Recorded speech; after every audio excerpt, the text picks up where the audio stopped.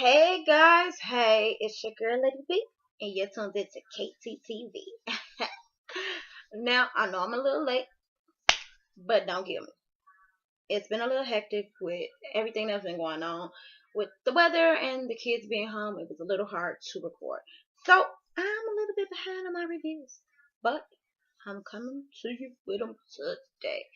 So, today you're getting not one but two reviews for Love at the Lockup because I'm doing last week's video right now and then I'll be uploading this week's video right behind it.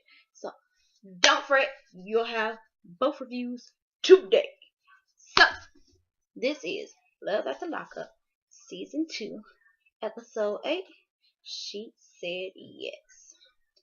So it opens up with my girl Lizzie and Scott. Now, Lizzie and Scott was not in last week's episode, but when I say Lizzie and Scott are my faves, it's the Megan, Sarah,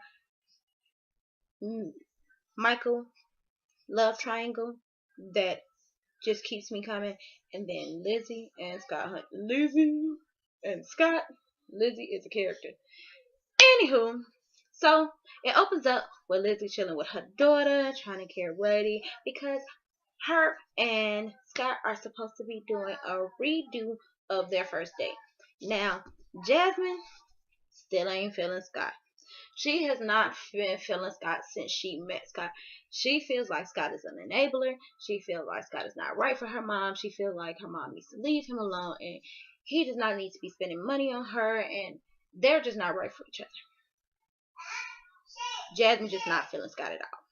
She found out how much money he spent on her in jail, and it's been downhill ever since. Plus, she's like, how you just falling in love with somebody that's in prison? She just don't get it. So she's not feeling it.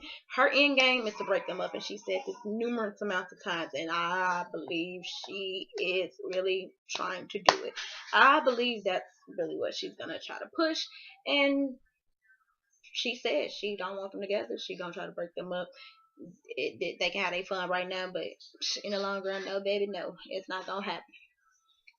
So Lizzie basically telling her like, babe, you gotta understand, I've been in jail for 10 years. It's not much I can do right now, and Scott's willing to help me. He's saying he's gonna give me my own car. He's gonna give me my apartment. He's gonna help me find a job. What can I do for myself right now? And I just been in jail for 10 years. This man is willing to help, and I'm gonna take that help. He loves me. It's coming. All of it's coming from love. So why shouldn't I? Jasmine ain't trying to hit none of it. So Scott and Lizzie decide to go on their date. Scott decides to take Lizzie to a farm. And for me, it was really cute because it's like he remembered stuff that she had told him over time. Because she used to stay on a farm when she was younger, and that was like a big thing for her. So Scott took her to a farm, and it brought back memories for her, and she thought it was so cute. She was so excited. She was beating on the gate like, I remember when we used to stay on the farm, they told me if I beat on the gate, it would make the horses come. So she's beating on the gate trying to get the horses to come to her and stuff. It's so cute. Then they decide to walk off away from the farm. Now, instead of walking off, Lizzie is trying to teach Scott how to skip. Now, I didn't know people needed to learn how to skip. I thought that was just like a given. But I guess you have to learn how to skip like you have to learn how to whistle or something. I don't know. But she teaches him how to skip, and they skip away from the farm over to a bridge that's not too far from it. Now, when they get to the bridge, they're having a conversation, and Scott goes, I gotta ask you something. Gotta ask you something. And Liz's like, okay, what you gotta ask? And Scott proceeds to get down on one knee, y'all. Okay. As he gets down on one knee, Lizzie starts to freak out. Like, what are you doing? Scott, get up. Don't do that. What are you doing? Stop it. I think it's too soon. What are you doing? What are you trying to? Are you doing what I think you're doing? He pulls out the box with the ring and goes, will you marry me? And Lizzie goes, I don't know. I just got out of jail. I don't know. Are you sure about this? And then blurts out, yes, I guess. So basically, Scott got his yes. She says she's been proposed to 14 other times and she's never said yes before. I just hope she doesn't feel like her back was against the wall. But it looks like she genuinely wanted to say, like, she was gonna give him the yes, but it was like she's just a little hesitant. She doesn't want to move too fast, and she feel like it's moving too fast. She hasn't been out of jail that long. So that's Scott and Lizzie. Next up, guys, we got Matt and Caitlin. Now, Matt is going for his first night out with the boys. With the boys. He going out with his boys. I don't blame it. I don't blame it no more. I just thought about it. This is the first time he's been out to really kick it since he been home. He been at home with his mama and his girlfriend, fiance, whatever, since he's been out of jail. Now, I see why Matt was drinking at like 11 o'clock in the morning in the front yard. He just wanted to be away from their ass. I don't blame you, Matt. I don't blame you. So they in the Uber, and Caitlin's basically telling him not to get in any trouble, not to turn up too much, but have fun, enjoy himself, blah, blah, blah. Now, Matt gets dropped off at this bar. Him and his friends are playing pool, and, you know, they're just talking. And when I say his friends, are petty. His friends are freaking petty. They basically keep questioning him about Caitlin the whole time they were there. Like, why are you with her? Like, is she got money? Is she like just, what does she have that's so different than everybody else? Because they basically said Matt never like claims a girl. He used to just sleep with them and disappear or something like that, and it was nothing ever serious. But he's so called serious with this girl. He's calling her his girlfriend, and he claims her, and they don't understand why. Now his friend starts asking him, has he been looking for a job since he been home? Is he gonna get a job? And Matt basically says he wants to get a job, but he don't want to do what he doesn't want to do. So he hasn't planned on really getting a job because he's never really had a job. Matt said he got skills because his dad owned the Ajax company for 25 years, but he's not really into the Ajax, so he didn't really want to do that. Matt just don't got no real motivation. Matt needs to start his own business or something, because in this world you gotta have a job, baby. So they kicking it, having fun. His homeboy is basically like, so your girl ain't here? Is you turning up? What's up? And they start taking shots. When I say shots, they're taking shots after shot after shot. And he's like, well, at least I'm not doing meth. So he's throwing these shots back, throwing these shots back, and throwing these shots back. Now, Matt stumbled in the house about 2 a.m., which honestly isn't bad. But I guess in his mom's eyes, she's like, she sees early signs because Matt has been in and out of jail for the last 6 years. But for a grown man to come in the house at 2 a.m. after kicking it with his friends, that really ain't that bad. But he done left a big mess in the kitchen. He was eating. I guess he was trying to eat that liquor away and then passed out. It's so much stuff on the table. He left plates and food and all that stuff on the table. And Mama say, I ain't cleaning that up. You here? You gonna clean it up? She asking Caitlin like, you cleaning up after your man? Because I'm not the maid. I'm not cleaning it up. I'm not gonna do it.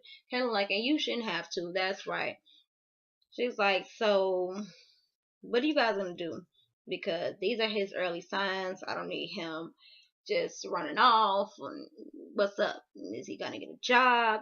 You need to tighten your reins on him, pretty much.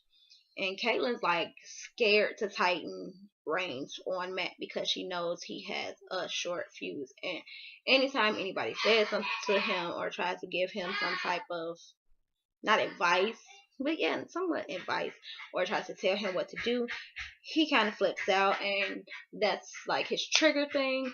So she doesn't know what to do.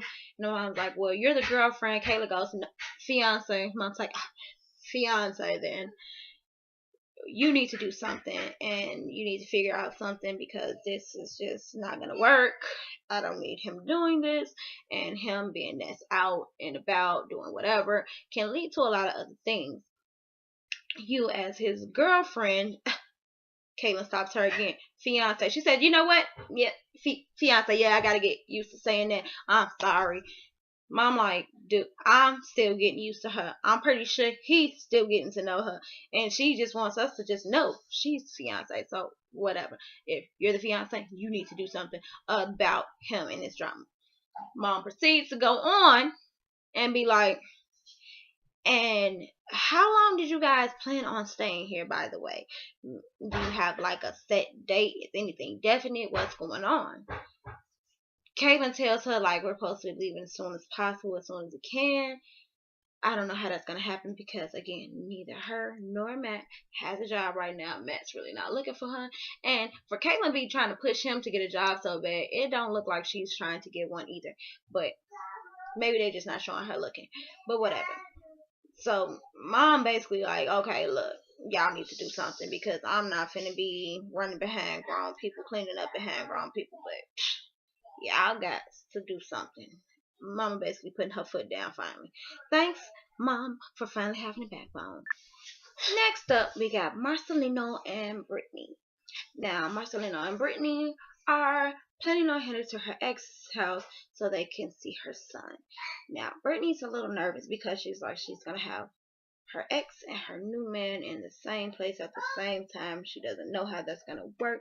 Plus, she's already nervous about seeing her son after 2 years. And she's like, she doesn't want anything to mess that up. So she's telling Marcelino, like, chill out. Please be on your best behavior. I don't want anything jeopardizing the relationship I'm trying to rebuild with my son. Because basically, she lets us know that her ex has used her child against her in the past. Marcelino's like, he's not going to let anybody disrespect him, but he will try to play it cool for her. Because it's all about Giovanni. It's all about the baby, and that's what they're trying to be here for. Now, they get to the house, and Brittany's ex already, I don't know if he's remarried, or like he's married to the chick, or they're dating, or whatever, but he has his little girlfriend there, whatever the case may be. She seems like she's been in the baby's life for a while, because he calls her mom as well. But when her son sees her, OMG, it melted my heart because it just showed like he was being a great dad, or the woman he was with was being such a great person in the life and made sure that the baby knew who Brittany was, even though she wasn't around. Because when I say it didn't seem like that little boy hadn't seen her in 2 years, it did not seem like that little boy hadn't seen her in 2 years. He ran to her with open arms, excited and happy to see his mom. He was so happy. It was like such a touching moment. Like it was really a touching moment.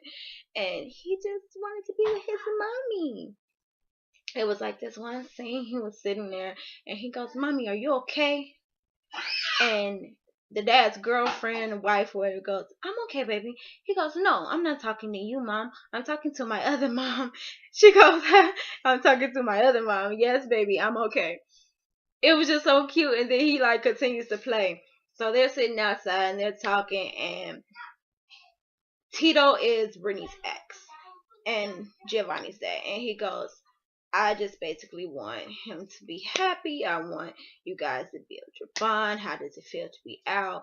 How are you doing?" Like, he's just asking simple things. And he basically lets it be known, like, I don't want you to feel like it's any animosity because of, exes and this and that with the co-parent thing. No grudges. And that was great to hear. They basically did it, whatever issue they had, and everything was fine. And Marcelino goes like, "Did you have a stepdad or anything like that?" Tito goes, "Yes, I was raised by my stepfather." Like, what that thing? He's like, "I had one and he was an asshole. I know what not to do." Tito like, stepdad, dad, mom, stepmom, that doesn't matter to me. Do you think he even knows that? Like, he doesn't care. Like, the baby's 3. So he don't give a damn about that stuff. It just matters that my son is happy, healthy, and in a good environment. And as long as she stays clean, she can always be in his life. I'm never gonna take my son out her life as long as she's on the right path. And that's great to hear. That's great to hear from a dad's perspective, and I feel him. Like, I've been doing this while she was gone. I just need her to stay on the straight and narrow, and I just need to make sure that our child is happy. That's all that really matters in this case. Now, when they're trying to leave, You get so sad because he's hugging her. The baby's just hugging mommy, and she's like, I'll be back to get you. Like, cause they had set up for her to have him for the weekend, and until like Monday evening, she was gonna make dinner and stuff like that. She just wanted to spend time with her son by herself, type thing. Well, not by herself, cause of course Marcelina would be there, but you get what I'm saying. Because it was like she wanted him to have a bond, but of course dad and his girlfriend, she wanted them to have a bond with her and her new beau. So she wanted everybody to be one big unit, which is great. Co-parenting is always great. It's a plus. Trust me, it's better to just co-parent and get it over with than to be holding grudges and mad and everybody angry. It's just not gonna work like that. You have to be one big unit for these children. Anywho, back to the story. So he's hugging mom, and she's like, "But baby, I have to go. I'll be back to get you." She, "No, mommy, no, I don't want you to leave again. I don't want to leave. I don't want you to leave." He is just so crushed that she has to leave. He doesn't want her to leave, and he doesn't want to feel like she's gonna be gone for long. And they're trying to explain to him like she'll be right there. She's not going anywhere. She'll be back to get you. So they basically have to do a little diversion type thing so she can try to slide out the house. And even like this part, I believe, is what got Marcelino to feel like all warm and fuzzy inside, because he was not with the whole co-parent. Well, not even the co-parent thing, but being the stepdad thing. He was a little nervous because he was like, that was really hard.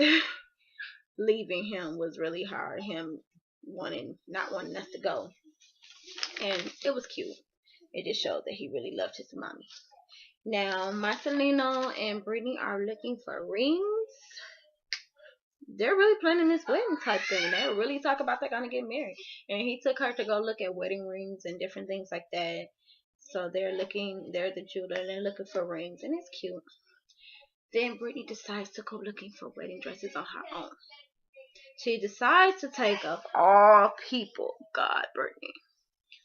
She takes her best friend, but then she brings her ex as well. Why? I don't know.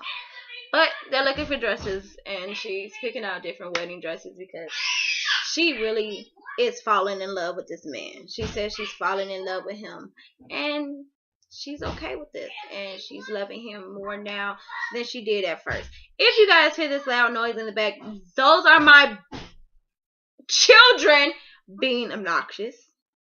But bear with me.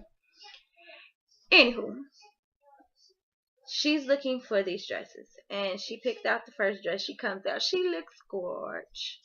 Like, her body shape is all right. She looks really cute. Brittany she's really pretty to me, and she's just so down to earth. Her friend gives the reaction everyone would look for when they're looking for their perfect dress. She's like, "Oh, you look so pretty. Oh my God, Britt. Oh, you look so cute." Points for her. She was like the best home girl. Everybody needs a home girl like her. If you don't got a home girl like her, you need to get rid of her. Get rid of the friends that ain't hers, because them ain't for you.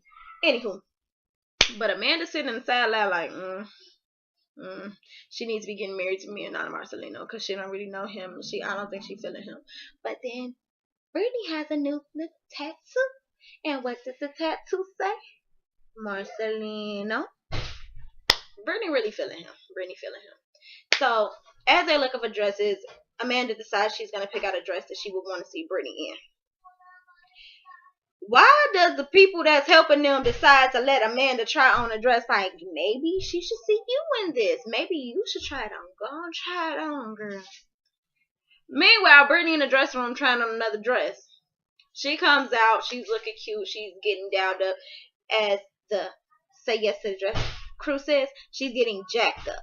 She has the veil on. She's putting all the accessories and stuff. Like she has found her dress type thing. But then Amanda walks out in a wedding dress.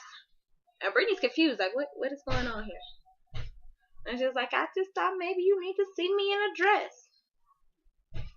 Brittany, like, she really don't get that I really do love this man and how this is really serious. Like, she doesn't get it. And maybe she feels I'm leading her on. Maybe I need to do something. Yeah, Brittany, you do. You need to let her know, like, y'all are serious and you really do love this man or something, because she needs to get it through her head that y'all not getting back together. Because Amanda be tripping. Amanda is tripping. You don't get no wedding dress while I'm trying no wedding dresses, girl. Sit back, bestie. Sit back. We supposed to be friends. Not love us no more. Y'all, next up is my headache. Tracy and Clint. Baby, look. So Clint is still at the hotel that him and Tracy was sharing together. But Clint is packing up to go home. And he's going home alone. Because Tracy is still missing. Tracy has took the rental car. She took his cell phone. And she took $100 out his wallet. She left her shoes, the new clothes he bought her, and the wedding ring. She also left debit cards and stuff too, but I don't know if she knew they was in there, but she left them. But he had $200. This is his golden moment now, y'all. Clint had a golden moment in this whole thing. He had $200 in his wallet. She only took 100. He feels special about this. Now, he has called the rental company to let them know that the car has been stolen. But he didn't tell them like he knew who stole it or anything like that. And he's basically calling her phone. Well, his phone, which is not her phone because she got it. He calling her phone like, this is your husband. I have to call. You have to return the car. I'm gonna have to call the police and make a report. And I don't want to have to do that. I just want to know if you're okay. He really loves this woman that he has only known for 6 months and only been around for 2 days, y'all. 2 days. Excuse my son and his squealing. That's just what he does. Now, he hits his flight to go home by himself. And he gets off the plane. And this grown man, this poor grown man, runs to his dad like a little kid and hugs him and boo-hoos in his daddy's arms. Because basically the whole time his dad has been right. He didn't feel like should have even liked him like that, or it was going to even work out. And he was basically telling him before he left, like, she was going to have to prove herself to him. And I guess she proved Daddy something. She proved Daddy right that it wasn't going to work out. Because Tracy is gone. Gone. No one knows who Tracy is. She's gone with the wind. Poor Clint. He's still in love, y'all. Last up, y'all, we got the Michael, Sarah, Megan love triangle. So Megan's super happy about her and Michael's weekend together. She's happy about him doing all the little things to make it so special for her and him to spend time together. She's getting super sexy for him, trying to dress it up. She got her little, what is it called, the wing lash thing going on. She done made herself real cute. She laying on the bed just waiting for him to come in. Meanwhile, Michael's getting flowers, trying to be all special for Megan, want to make this a beautiful occasion because he knows she's a virgin and he wants to make this special for her. When I say Michael came in and had the biggest smile on his face, he had the biggest smile I have seen him have this entire season. It looks like he genuinely loves this girl. So they are caked up, kicking it and talking, and Megan's talking about she's so ready to lose her V card to him, and Michael talk about how he gonna put it down on her. They in this fancy little hotel. Now who paid for it? Who paid for it? Because what is Michael doing for a living? They say he's been working since he got out. Well, Megan says he's been working since he got out of jail. But I ain't seen Michael do no work. They ain't showing nothing about him doing no work. Nothing. So he's supposed to be working, saving up for the wedding, and they on place and all that type of stuff. But I don't know. So they getting ready to do him. Michael, like Megan jumps on top of Michael like she gonna ride. Girl, you a virgin. Stop. Girl, she was like, you know what? I'm gonna kick the cameras out. Y'all gotta go. Y'all gotta go. Y'all gotta go. So we know what happened. Nah, he gonna do what he do for Miss Megan. Let's hope he just made her first time special. Girl, you gave your virginity up to this person. Meanwhile, Sarah's been talking to her best friend. She's telling how her and Michael are gonna be fine. Their marriage is gonna be perfect and everything's gonna be okay. She ain't seen this man in almost 7-8 hours or something like that. You ain't gonna see him, baby. He ain't coming back. So yeah, it was like noon. He left, and it's like 7 o'clock with her friend talking. So he ain't coming back, boo. It's okay. Like, she's convinced that she's the wife, they're in love, everything is gonna be peaches and cream, and they just going through problems. Things are rough for him right now, and blah blah blah. But in the midst of everything, she tells her friend she's pregnant. The man has only been out of jail for 2 weeks, and you already believe you're pregnant. First off, why you getting pregnant and he just got out of jail?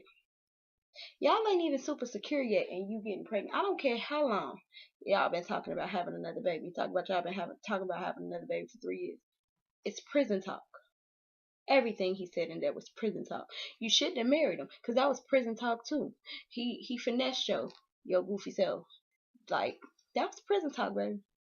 I'm hoping that it was just a maybe, because at first she said, I think I might be pregnant, but then it just was like, I'm pregnant. So I don't know. I'm gonna have to go on her Twitter and see. She hasn't posted anything about the pregnancy, but I know she was probably keeping it under wraps until everything aired. But we're gonna have to see. Because if she pregnant, sorry, Sarah. Because baby, you're in so much of a denial, but you really not in denial. You just going by what your husband's telling you, pretty much, and you think everything's gonna be okay. Or you think everything's perfect, but it's like you don't see when things aren't perfect, because he doesn't even seem like he's really happy with you. Like, he might, I don't know. Her friend thinks she's stupid, but she's blaming Michael. You gotta blame both of them. You can't blame just Michael. You have to blame the both of them, because it takes one, baby. It takes two. So she wanted to do this as much as he was doing it. Little man, if y'all can hear him. Anywho. But, yeah. Sorry, Sarah. Your husband booed up with his queen, honey. He ain't with you. Wait till next week episode. And that was Love at the Lockup. You guys comment down below. Leave a thumbs up. And subscribe to the channel. And I'll be back with another video.